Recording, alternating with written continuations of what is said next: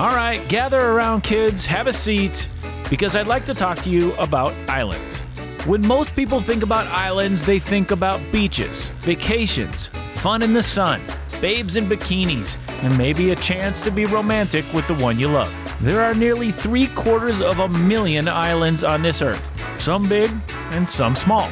Some are warm year-round and some are not. And the island that I want to talk to you about is the latter. It's definitely not a beachgoer's paradise since its average temperature during the summer is only 61 degrees, but that's just fine with me because even though it might not have those babes in bikinis that I was talking about, if you ask me, it has something even sexier. Because if you want to kill a bull moose, Newfoundland is the best island in the world to do it. Oh yeah, and I almost forgot, it's pretty darn good for bird hunting too. That's real nice of you to put my bird in your pack. You got that one? I think I did. Well, Nick, how you doing back there? Previously on Nick's Wild Ride, I was in the Canadian province of Newfoundland and Labrador, hunting in Newfoundland with my friends from Next Ridge Outfitters. Newfoundland has one of the densest moose populations of anywhere in the world, and on my very first day of hunting, I missed an opportunity at a great bull because something more important came up, or out. Here's something that most people wouldn't tell you. I was literally taking a poop. True story. And as I'm coming back, these guys are like, there's a bull, like 50 yards right there. I'd like to tell you it's more romantic than that, but it's not. But you can't keep a good man down, and we kept at it, and a few days later, I connected finally on my very first moose ever. And the best part is that with that one shot, my Newfoundland adventure is only just beginning. I have dreamed of hunting in faraway places since I was a kid, and nowadays I'm living out those dreams in a pretty big way. But the thing about those faraway hunts is that they are never a guarantee, even when you're hunting in some of the best places. I have hunted moose in British Columbia and Alberta with no luck. That's a good way to start the morning right there. I've never been that close to a moose in my life. That was awesome. But today, my luck has finally changed.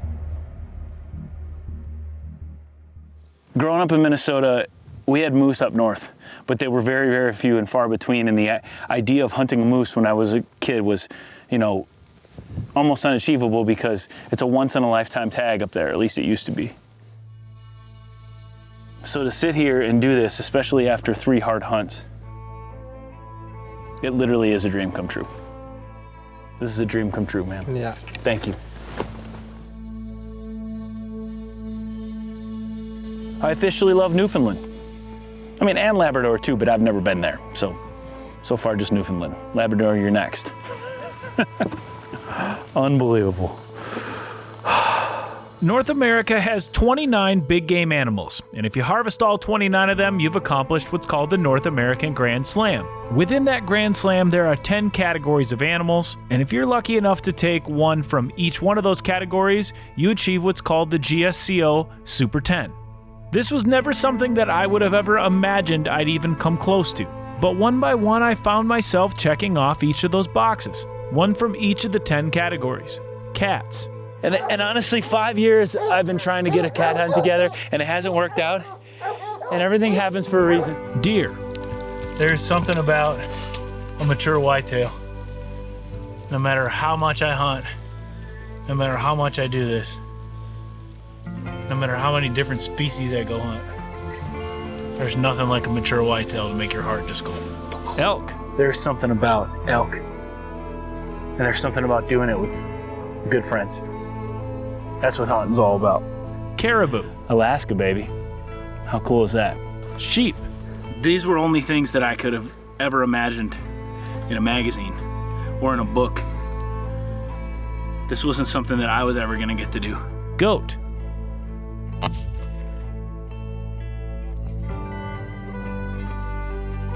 Bison. Pronghorn antelope.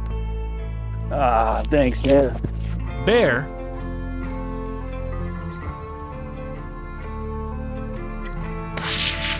And moose.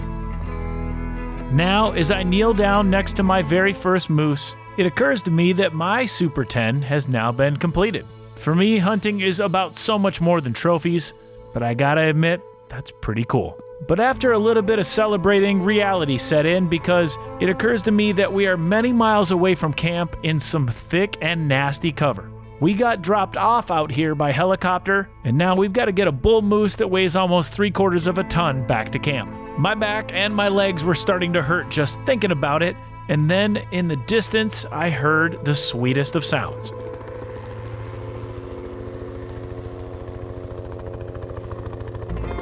Yeah, I like this option a lot better.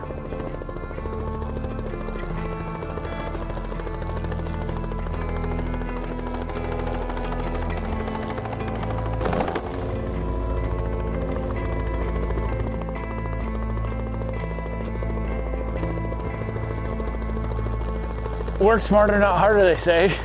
There's something about that feels like cheating. Now, I'll admit, I've packed out my share of stuff in my life. I feel like I've earned like a mulligan, like a gimme. That was pretty awesome. That's something I will never forget. Watching that thing go away.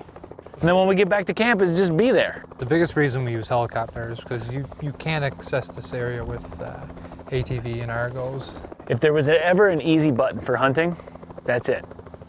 Boop. Easy.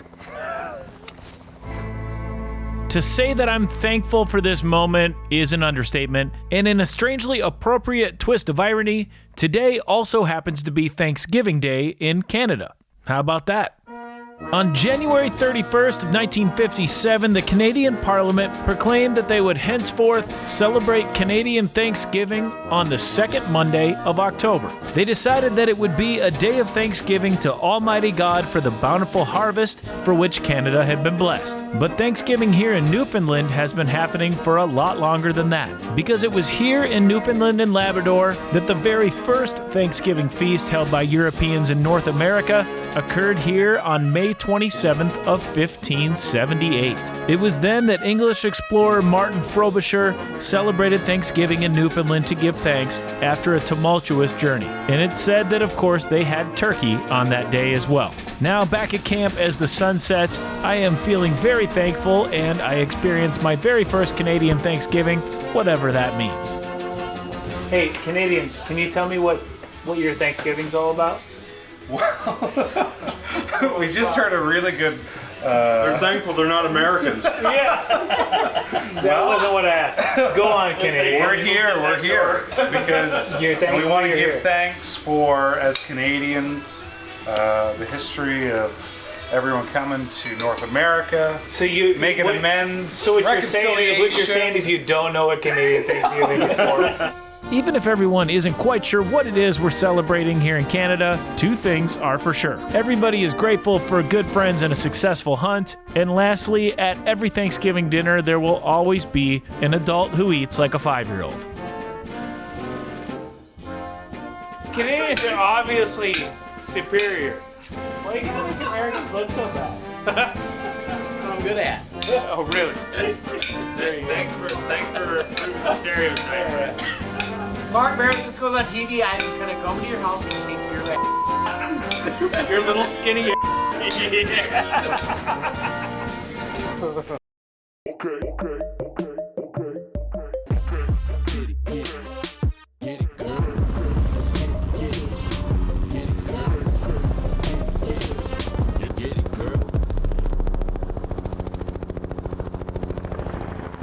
There's definitely a first time for everything.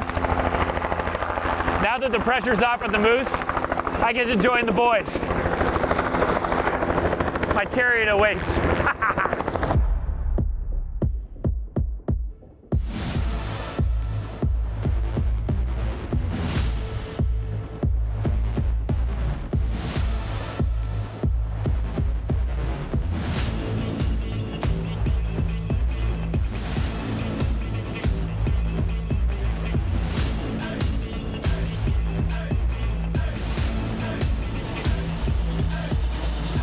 I truly live for experiencing new things. And loading up the dogs and getting dropped off in the middle of nowhere in a helicopter to go bird hunting, well, I can tell you that that will forever sit near the top of the coolest things that I've ever done. And I haven't even fired a shot yet.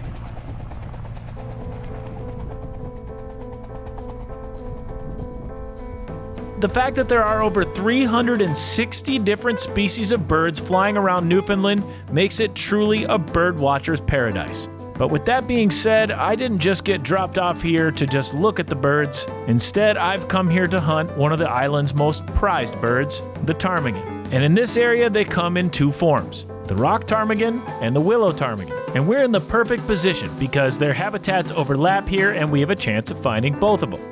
These birds live in the highlands of Newfoundland, so they aren't the easiest to get to or the easiest to find. But lucky for us, we have a silver bullet, a real deal Newfie and owner of Next Ridge Outfitters, Shane Mullen. He knows how to find these birds, and so does his pointer. Adding to our all-star team are my good friends Brent Pike and Todd Ireland of Pike Gear, who have also brought their dogs all the way up from Michigan. So needless to say, we have got all of our bases covered, and with these guys around, I can guarantee you that things always get interesting. Now, as I get ready for my first ever ptarmigan hunt, I need to place a little bit of a footnote here. You see, while I was out chasing moose for 4 days, Brent, Todd, and their dogs were out chasing the ptarmigan. They took to the water looking for birds and were successful. They used the Argo to get to some of the best spots, and they shot birds there too. They've also used the helicopter to get to where they needed to be, and you guessed it, yep, they shot birds. What I'm trying to get at here is that they have had a lot of practice over the last few days, and this is the first time that I've picked up a shotgun in a while, so it's possible that I'm gonna be a little rusty. But then again, when you got it, you got it. And just like that, Good boy. my first ptarmigan. Good boy. Good boy, bring it over here. Good boy. Good boy. Good boy. You drop it. Wow. Look how pretty that is.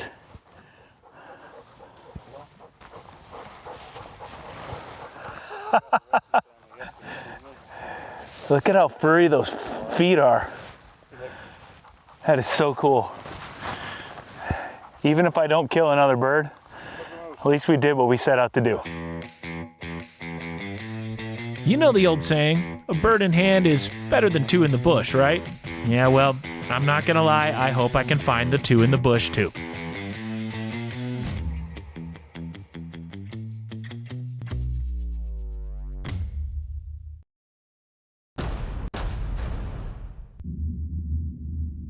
Newfoundland has an unfortunate and often dark history of snuffing out the things that make it wonderful. The first dominant culture on the island, the Beothuk people, who were also the first North American indigenous people to come into contact with Europeans, once thrived on this land for thousands of years. But competition and disease from Europeans ultimately led to their destruction and extinction by 1839. Those European settlers weren't just a dark force that competed with the Beothuk people, though, they competed with each other as well. By the 17th century, it was a well-known fact that Newfoundland's surrounding waters was the best cod fishery in all of the world.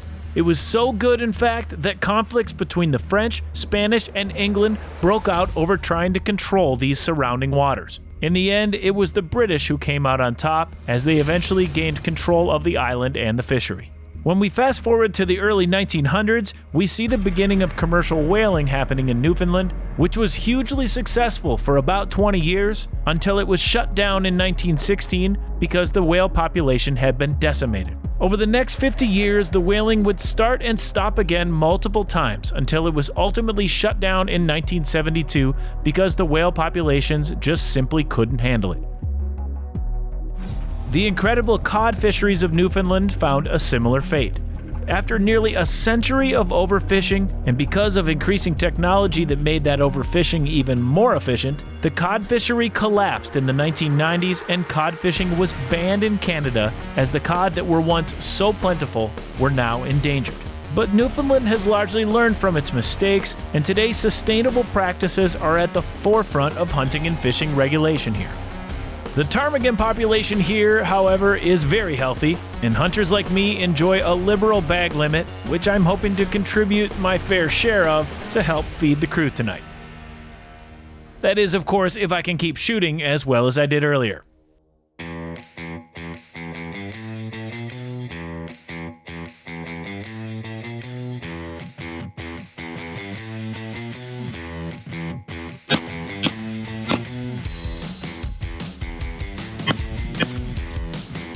Who needs a bird dog when you got Shane?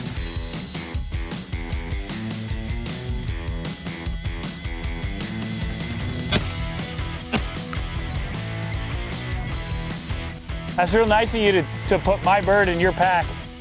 Got that one? I think I did.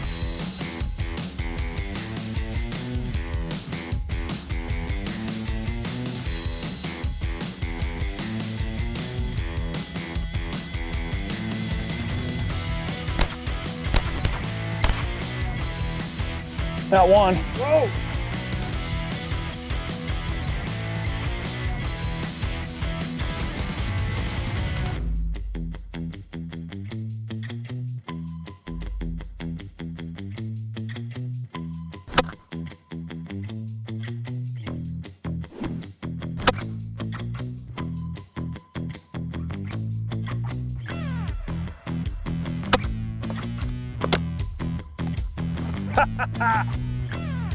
Woo! Give me 5. Attaboy. That was... This place is like another, it's another world. It's unbelievable. This is the perfect way to finish off this trip. Thank you, buddy.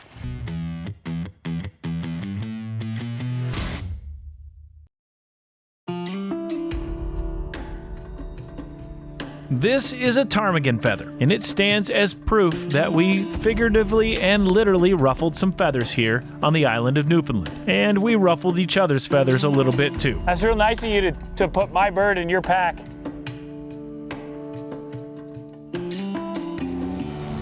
All of that feather ruffling is something I'll never forget, but all good things must come to an end. But with the end of the hunting comes the beginning of our final night in camp and our wild game feast, which includes my moose and my ptarmigan, and answers something that I've been wondering about. Does ptarmigan taste any good? Yeah, baby. All right? So good. This is just a concoction we figured out today, so. Hey, fresh ptarmigan. To me, this is what hunting is all about. Since ancient times, hunting has been about more than killing. It's about nourishing our bodies with fresh meat, filling our hearts with camaraderie and friendship. And to me, there is nothing better than that first bite shared with a good friend after a successful hunt. First piece of the harvester. We ended with 102 birds, I think. You shot those 2 teal. And then we found, we went, me and Dad. And you all right? Got 3 of the wounded ones down there. Excuse me, Lloyd. Smoked moose meat? 110, I think. No, sorry. I'm getting better. That was a good day. Glad you enjoy it. Yeah, if only the company was better. And even though I was thousands of miles from home, somehow I felt right at home.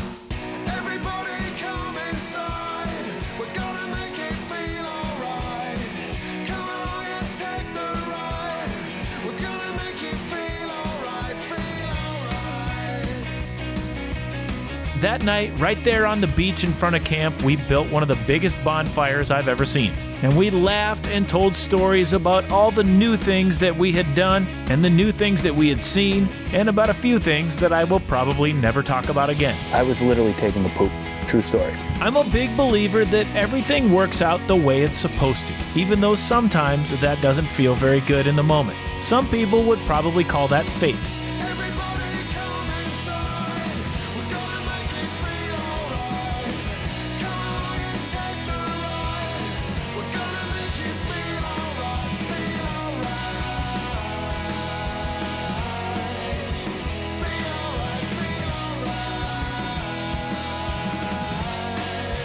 For example, 2 failed moose hunting trips led to me finally taking a moose in a place and in a moment that I will never forget.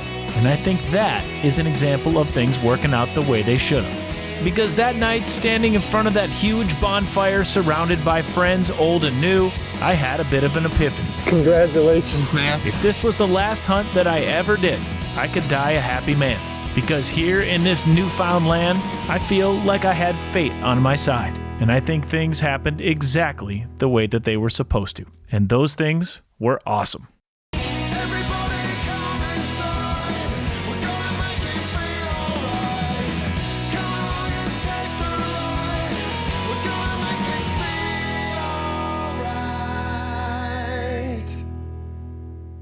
If there was ever an easy button for hunting, that's it. Boop. Easy.